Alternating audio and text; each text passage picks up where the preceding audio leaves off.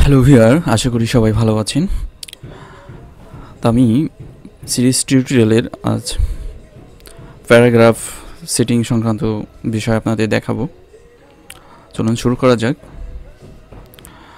তো হোম মেনুর আন্ডারে যে প্যারাগ্রাফ কমান্ড গ্রুপ রয়েছে, কমান্ড গ্রুপের আন্ডারে যে টুলসগুলো রয়েছে, এই টুলস সম্পর্কে আপনাদের আমি ধারণা দেব। তা প্যারাগ্রাফ আসলে কী জিনিস, প্যারাগ্রাফ কি এটা আমাদের আগে বুঝতে হবে। তা প্যারাগ্রাফ সাধারণত কিবোর্ড থেকে আমরা যখনই কোনো ইন্টার প্রেস করার পরে প্যারাগ্রাফ ব্রেক করা হয়। আর ইন্টার প্রেস করার আগ পর্যন্ত আমি যতগুলো লাইন লিখব সমস্ত লাইন একটা প্যারা হিসেবে গণ্য হয়। তো এখানে আমরা দেখতে পাচ্ছি অনেকগুলো লাইন।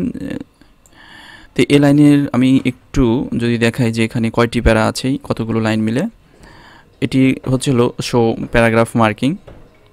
এখানে আমরা দেখতে পাচ্ছি যে অনেকগুলো লাইন মিলে হচ্ছে একটি প্যারা, অর্থাৎ এটি হচ্ছে প্যারা শেষ, এটি বোঝাচ্ছে। আবার এদিকে আমরা দেখতে পাচ্ছি যে একটি লাইন মিলে হচ্ছে একটি প্যারা। এটি কিভাবে তৈরি হচ্ছে, আমরা যখনই কোনো ইন্টারপ্রেস করছি অটোমেটিক একটা প্যারা হিসেবে চলে আসতেছে। তো এভাবে আমরা যতগুলো লাইনই লিখি, অর্থাৎ সবগুলো লাইন মিলে হবে একটি প্যারা, আর ইন্টারপ্রেস করলে প্যারা একটি প্যারা হবে। তো এই প্যারাগুলোকে আমরা যদি অ্যালাইন করতে চাই, অর্থাৎ লেফট রাইট সেন্টারে ব্যবহার করতে চাই, তো সেই ক্ষেত্রে আমরা এই অপশনগুলো ব্যবহার করব। তো ডিফল্ট যে অ্যালাইনটি থাকে এটি হচ্ছে লেফট অ্যালাইন, অর্থাৎ কিবোর্ড থেকে Ctrl+L যদি আপনি প্রেস করেন তাহলে আপনি প্যারাকে লেফটে আনতে পারবেন। আর যদি এটিকে সেন্টারে আনতে চান, কিবোর্ড থেকে Ctrl+E প্রেস করবেন, তাহলে কিবোর্ড থেকে সেন্টারে চলে আসবে। অর্থাৎ আমি এটাতে যদি ক্লিক করি অ্যালাইন সেন্টারে, তাহলে লেখাটি দেখেন পেজের মাঝখানে চলে আসছে। দেন এটিকে আমরা যদি রাইটে নিয়ে আসতে চাই, কোনো লেখাকে যদি আমরা রাইটে নিয়ে আসতে চাই কোনো প্যারার, সেক্ষেত্রে আমরা এই অপশনটিতে ক্লিক করব। এটির নাম হচ্ছিল অ্যালাইন টেক্সট রাইট, অর্থাৎ কিবোর্ড থেকে Ctrl+R যদি আমরা প্রেস করি সেক্ষেত্রে লেখাটি ডান দিকে চলে আসবে। তারপরের যে অপশনটি আছে এই অপশনটির নাম হচ্ছিল জাস্টিফাই। কিবোর্ড থেকে যদি Ctrl+J প্রেস করি সেক্ষেত্রে জাস্টিফাইয়ের কাজটি হয়ে যাবে। আর আমরা অপশনে যদি ক্লিক করি সেটি কি হচ্ছে আমরা একটু আগে দেখিনি, যে এখানে লাইনগুলো আছে একটু এলোমেলো আছে। এই লাইনগুলোকে যদি আমরা সমান আকারে দেখতে চাই সেই ক্ষেত্রে আমরা জাস্টিফাই অপশনে ক্লিক করব। দেখেন এখানে জাস্টিফাই হয়ে গেছে। তারপরের যে অপশনটি আছে এই অপশনের কাজ হচ্ছে প্যারাগ্রাফের মাঝে যে গ্যাপ রয়েছে, লাইন স্পেসিং রয়েছে, এই লাইন স্পেসিংকে কমিয়ে এবং বাড়িয়ে তৈরি করার জন্য ব্যবহার করা হয়। আপনারা দেখতে পাচ্ছেন এখানে কিভাবে একটি লাইনের স্পেসিং কমানো হচ্ছে এবং বাড়ানো হচ্ছে। তো আমি এখানে ডিফল্ট হিসেবে 1.5 রাখলাম এখন। তারপরে যে অপশনটি আছে এটি হচ্ছিল শেডিং কালার, অর্থাৎ প্যারাগ্রাফের ভিতরে যদি আমরা কোনো কালার ব্যবহার করতে চাই সেক্ষেত্রে এই অপশনটি ব্যবহার করব। আমরা যদি একটি লাইন অর্থাৎ একটি লাইনও যদি ব্যবহার করতে চাই সেক্ষেত্রে একটু দেখব যে আমরা পুরো জায়গাটা জুড়ে কিন্তু এখানে প্যারাটা তৈরি হচ্ছে। আর সেক্ষেত্রে আমরা আরেকটি ওয়ে দেখব যে এখানে কিন্তু যতটুকু লেখা থাকে ততটুকু লেখাই নিয়ে কিন্তু এখানে প্যারাটি অর্থাৎ কালারটি তৈরি হচ্ছে। আমরা এই দিকটা খেয়াল রাখবো যে কিভাবে এখানে শেডিং কালারটি ব্যবহার হচ্ছে আর এখানে হাইলাইট কালারটি ব্যবহার হচ্ছে। তারপরে যে অপশনগুলো রয়েছে, অর্থাৎ কিভাবে বুলেটস নাম্বারিং ইউজ করতে হবে, অর্থাৎ কোনো লিস্ট আইটেম তৈরি করার ক্ষেত্রে সাধারণত বুলেটস নাম্বারিংগুলো ব্যবহার করা হয়। এটি হচ্ছিল বুলেটস, অর্থাৎ কোনো প্রতীক চিহ্ন। যদি কোনো লেখা শুরুতে আমরা প্রতীক চিহ্ন ব্যবহার করতে চাই সেই ক্ষেত্রেই বুলেটস নাম্বারিংগুলো ব্যবহার করা হয়। যেমন এখানে একটি লিস্ট আইটেম তৈরি করা হয়েছে, ফুড লিস্ট। তো এই ফুড লিস্টের আইটেমগুলোর আমি বামের দিকে কিছু চিহ্ন ব্যবহার করতে যাচ্ছি। আর চিহ্ন ব্যবহার করার আগে আমাদের কি করতে হবে, লেখাগুলো সিলেকশন করে নিতে হবে। সিলেকশন করে দেন তারপরে আমরা যে ধরনের এখানে চিহ্ন দেখতে পাচ্ছি সেই চিহ্নের উপরে ক্লিক করলে সেটি আমরা ব্যবহার করতে পারবো। এছাড়া এখানে আরও অনেক নাম্বার বুলেটস রয়েছে।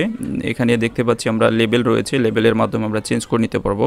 আর ডিফাইন নিউ বুলেটস এখানে ক্লিক করলে এখানে সিম্বল, পিকচার এবং ফন্ট, তা সিম্বলের আন্ডার যদি ক্লিক করি এখানে বিভিন্ন প্রকারের সিম্বল রয়েছে, যে সিম্বলগুলো আমরা খুব সহজেই ব্যবহার করতে পারবো। যেমন আমি এই সিম্বলটি ব্যবহার করলাম, দেন ওকে,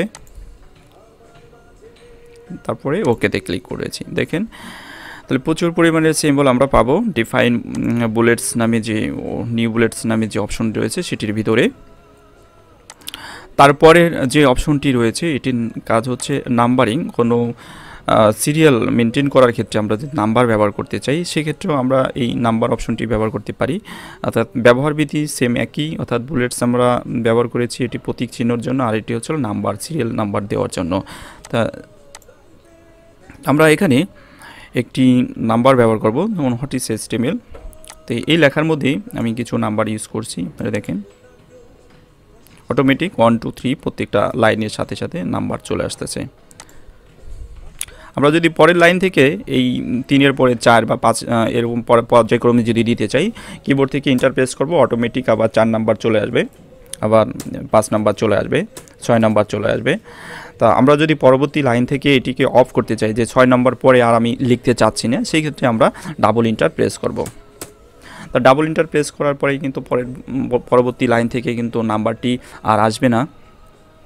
তা নাম্বারের মাঝে বা বুলেটসের মাঝে আমরা এই যে গ্যাপটা দেখতে পাচ্ছি, এই গ্যাপটি যদি আমরা কমিয়ে এবং বাড়িয়ে ব্যবহার করতে চাই, তো সেই ক্ষেত্রে আমরা এই উপরে যে দুটি আইকন দেখতে পাচ্ছি, এই আইকনের মাধ্যমে আমরা বাড়িয়ে এবং কমিয়ে ব্যবহার করতে পারবো। যেমন ধরুন এখানে যে বুলেটসগুলো আছে এটিকে যদি আমরা একটু বামের দিকে নিতে চাই, সেক্ষেত্রে আমরা এটিকে ধরে এদিকে নিয়ে আসবো। ওকে, আবার যখন এই লেখাটি থেকে এটার গ্যাপ বেশি হয়ে গেছে, এজন্য আমরা আবার কি করব, এটিকে ধরে এখানে নিয়ে আসব, আর এটিকে ধরে আবার এদিকে নিয়ে আসবো। তো এভাবে আমরা বুলেটস এবং প্যারা লেখার মাঝে যে গ্যাপ থাকে সেই গ্যাপটিকে আমরা কমিয়ে এবং বাড়িয়ে তৈরি করতে পারবো। তারপরে যে অপশনগুলো রয়েছে এটা হচ্ছিল ইনক্রিজ ইনডেন্ট, যেটির মাধ্যমে আমরা একটু ডানে বা বামে ব্যবহার করতে পারবো কোনো লেখা লাইনকে, এবং এটির মাধ্যমে আমরা বামে ব্যবহার করতে পারবো, ডানে এবং এটির মাধ্যমে বামে ব্যবহার করা যাবে। অবশ্যই আগে ডানে ব্যবহার করে তারপরে বামে ব্যবহার করতে হবে। আশা করি সবাই বুঝতে পারছেন যে কিভাবে প্যারা সেটিং করতে হবে, প্যারাকে কিভাবে ফরম্যাটিং করতে হবে। এবং এছাড়া এই আইকনটিতে যদি আমরা ক্লিক করি তাহলে এখানে আমরা প্যারাকে আমাদের মতো করে আমরা এখানে তৈরি করে ডিফল্ট হিসেবে আমরা ব্যবহার করতে পারবো, সেট অ্যাজ ডিফল্ট। তাহলে এই ডকুমেন্টের জন্য আমরা ডিফল্ট হিসেবে পাবো। আমরা আমাদের ভিডিও এই পর্যন্তই। আজ পরবর্তী ভিডিও দেখার জন্য সবাইকে আমন্ত্রণ জানাচ্ছি। ধন্যবাদ। ভিডিও শেষে আপনার কাছে ছোট্ট একটি অনুরোধ করিব, যদি এই ভিডিওটি ভালো লাগে অবশ্যই লাইক, কমেন্ট এবং শেয়ার করে আপনি আপনার বন্ধু এবং বান্ধবীর মাঝে ছড়িয়ে তাদের উপকার করতে পারেন, এবং আমাদের চ্যানেলটি সাবস্ক্রাইব করে রাখুন যাতে করে পরবর্তী ভিডিওগুলো দেখতে পান। Thank you.